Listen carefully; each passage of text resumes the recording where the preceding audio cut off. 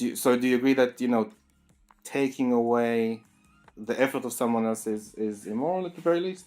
No, I think all of society is built upon, quote unquote, stealing ideas. It's really, all human innovation is built on copying what other people are doing. Philosophy is on the brink of revolution. My current running hypothesis is that ANCAPs and anarcho-objectivists are just communists. Never before has humanity gathered all of the puzzle pieces together for life's most fundamental questions. Until now. This is your rare opportunity to take part in it. This is exactly the sales pitch of a cult. Isn't that interesting? To take part in the birth of a movement. Within a movement. Within a movement. It is about time to integrate the two traditions into one tradition. First, let us start with the science of human action, praxeology. Whoa, wait a minute. If we're just doing praxeology, let's get someone more informative. Hi, guys. Hello. Hello. Wait.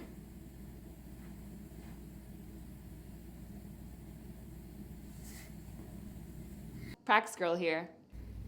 Finally, someone who looks like they go outside. In our introduction, I defined praxeology as the science that studies the logic of human action. The science that studies the logic of human action. But humans can be illogical, right? So, how do you then study the logic of an illogical action? In this lesson, I'd like to define the approach praxeology takes in studying human action and deriving universal laws. Unlike the sciences of chemistry or physics, when approaching human beings, praxeology has to employ a method of acquiring knowledge that does not rely on observation. Pause. No, wait. Science is observational. You need to observe the things in order for it to be a science. Right? That's first step, ask a hypothesis. Second step, observe. But on discursive reasoning, or we may say logical deduction. So it's trying to study the logic of human action by never observing human beings, but merely only ever using your imagination? The laws of human action that praxeology arrives at are necessarily true and universal. Necessarily true and universal. This sounds a lot like Kant and Plato. Because they're logically implied by simple and undeniable facts. What would make a fact undeniable? A fact is undeniable when any attempt to deny it must prove it to be true. Once we state one of these undeniable facts, we're able to discover further implied truths that hold at all times and to all individuals, regardless of sex, race, creed, or color. So after we discover that first fact, somehow, who discovered it, who cares, the facts are here. Once that first fact is discovered, we just, we steal from that idea until that idea unfolds all of the other ideas, as if that first idea held the Platonic world of forms in it, and once we unlock it, we can kind of start to see the whole world of forms, picture out of it by rational, idealistic thinking. Is that what we're doing? As long as the implied arguments are valid and their premises based on the initial undeniable truth, the soundness in every step of the logical chain is incontestable. Now, under what school of philosophical thought could this possibly be said to be true, unless we're talking about some Kantian Platonic philosophy? The starting point of praxeology is an undeniable truth itself, and a very easy one to remember. Human action is purposeful behavior. And as we are introduced to the very first thing in praxeology, we run into its problem. Human action can be not purposeful. Human action can be involuntary. Human action can be illogical. Human action does not necessarily even Human action does not necessarily even need to be reduced to a behavior. There's a lot of fundamental problems with this one single introduction to the topic. This idea does not hold any water. It's from this undeniable fact that all of praxeology as a science is deduced. Philosophically speaking, we could just stop the video right here. There's nothing further to do. We debunked it on the first premise. Human action is not necessarily purposeful. Human action is not necessarily even voluntary. There are actions that our body will take that are both reflexive and involuntary. Those are a part of human actions, and we do have to consider them. This fact or axiom is undeniable because, as we stated before, if you try to deny that human action is purposeful, you would be acting purposefully yourself.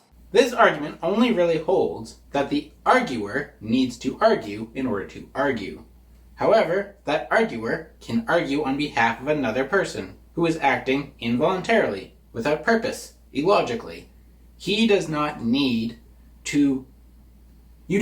to act irrationally or without purpose in order to then be the debater that wins the debate. You can be someone who's in matter of fact, all of the people at the top of Praxeology are going to say that all of the little plebs down at the bottom don't even think for themselves and that we need to influence their minds because they don't see Zulu. Let's put a little clip of Zulu here saying essentially we need to brainwash the masses because they just follow along. Thus, a strategy emerges for the anarchist. He must become an anti-intellectual intellectual. To engage in effective anarchist praxis, one must merely convince other people of the plain and simple truth that consent is king, and that this doesn't change just because some nerd in a tweed jacket says so. Insofar as a large population is able to be convinced that taxation is something to be actively resisted, the state will have literally no way of overpowering them. Quite the contrary, in fact. This large population could easily resist any attempts at state aggression. Furthermore, now that the state has been thwarted, the rest of the apathetic masses will simply just go along with the flow. You do not need to convince everyone to see the truth. Only a small critical mass is required.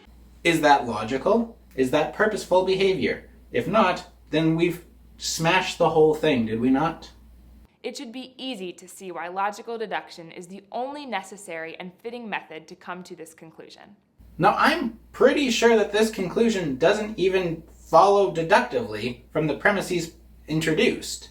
It just kind of shows up as a conclusion because it could be a conclusion, and so we've just kind of wedged it in as the only possible conclusion.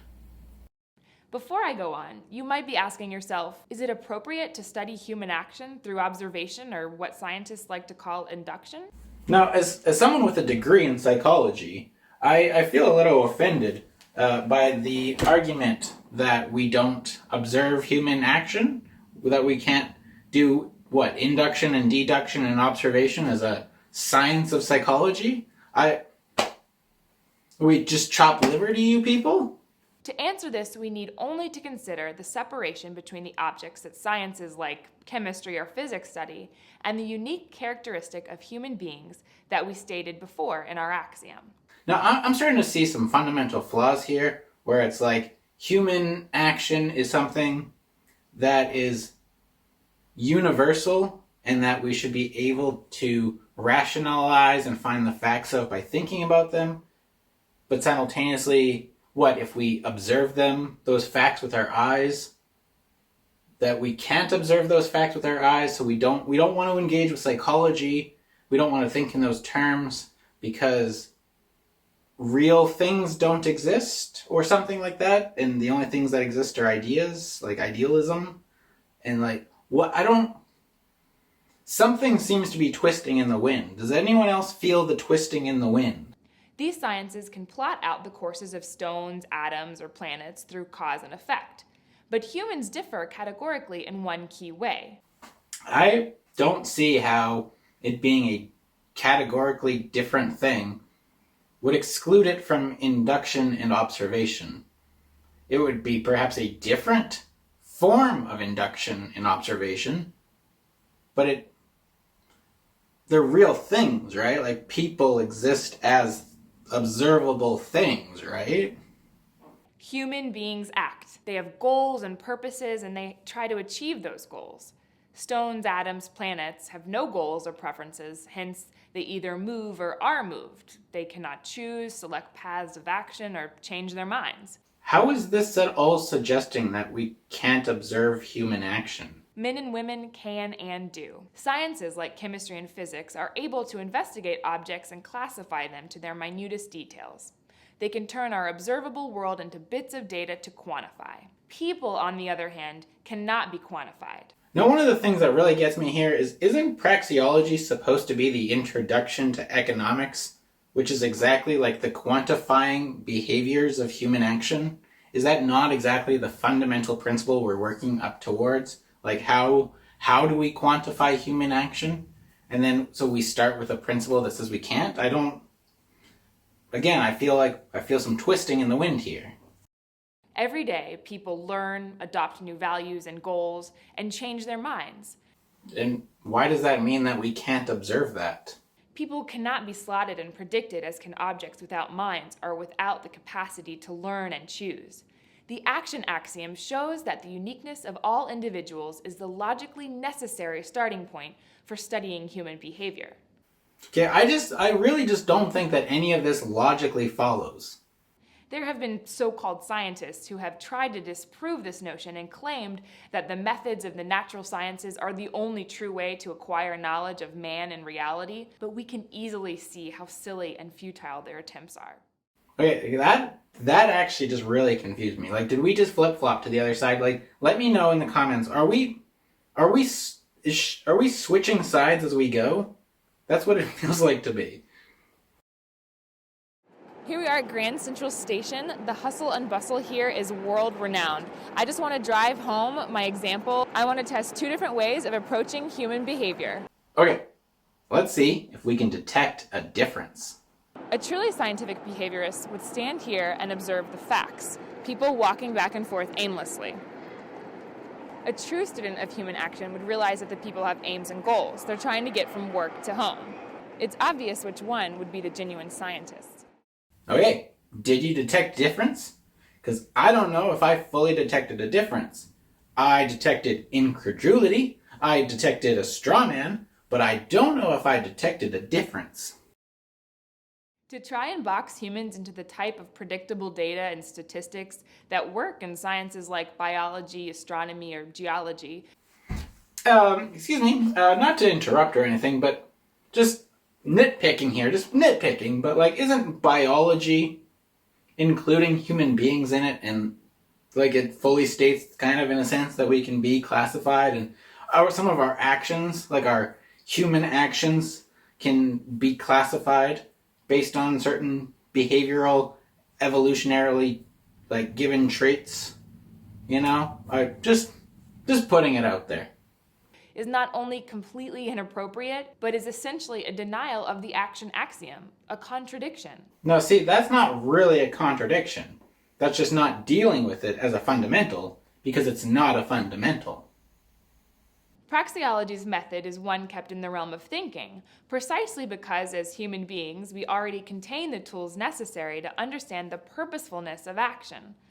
Okay, so what does that mean?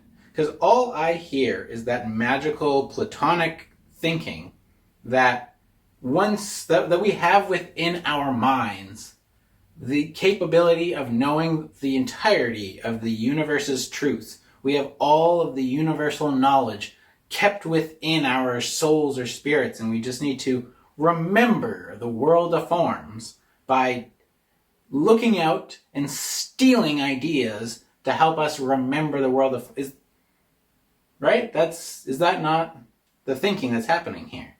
What should also become apparent is that as certain as praxeology is of the uniqueness of all people, its explanations are also limited in scope by this fact.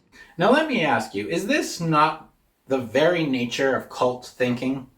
That the thing that we need to discover is this, like, new religious cult. But the problem with discovering this new God is that he's all things. Or say that we're looking for the ether, And it's obvious it has to be true, but also it's going to be like the hardest thing to find because it's like, it's everything. And so we're going on this sort of beginning this journey where you don't want to miss out. You would not want to miss out on this revolutionary idea where we're going to flip the entirety of human thinking in order to find a utopia so that we could live in a world where ideas belong to everyone by having not being able to belong to anyone, so that once an idea is put out there, someone else can take it so that we can get closer to the world of forms. Now we're saying we're not Hegelian, so therefore we're just being Platonic and just remembering the world of forms as opposed to like creating it, but also we engage in dialectics in this kind of thinking. So we also believe that just if we have a debate with someone and we're loud enough, whoever the loudest person is probably going to be telling the truth, because there was the person who told the first truth, and then we had the contradiction, and then we had the resolution. And does anyone else see the hypothesis coming together? Is this not communism? Is it not the case that you're just doing autistic communism when you do Anarchism? I think Anarchism is autistic communism. Logically, the search for complete predictability in the realm of human action is the search for the impossible, and is therefore profoundly unscientific. Again, this is one of those other confusing points. Are we saying that we're looking for the impossible? We're not looking for the other thing's the impossible thing? What is the impossible thing? Human behavior? Observing it? There's too many options? Like, are we saying psychology is basically not a real science, but praxeology, the study of studying the logic of human action, even though human action can be logical, that's the real science? But observing human behavior as they actually act is impossible because there's possibly too many options. Am I the one losing his mind? I'll see you in the next lesson. Will there be a next time? You let me know in the comments. Is there any reason to investigate further into praxeology? Maybe in the comments you can further elaborate on praxeology and why you don't think that it's the most insane thing you've ever heard. Or let me know why you do think it's the most insane thing you've ever heard. I would like to hear either one of those. Don't forget to like, subscribe, and I don't know, watch a different video or something. Can someone get me out of this black void? This video is possible thanks to contributions to the Existence University Patreon by viewers like you. Thank you.